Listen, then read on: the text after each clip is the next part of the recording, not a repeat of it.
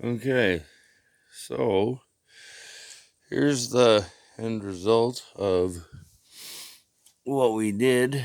As you can see, I just put those two pieces of angle iron, covered up the two gigantic holes that the old one was on, fitted another piece in there, and welded the bracket to it.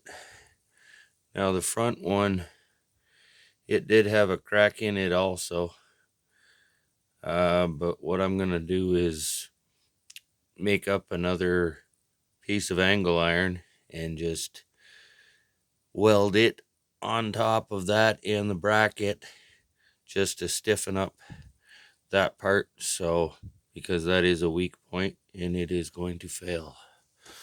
So that, other than that, seems to have turned out fairly decent. But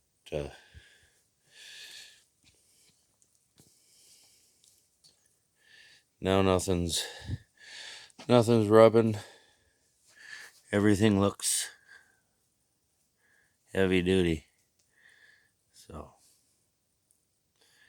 talk to you soon.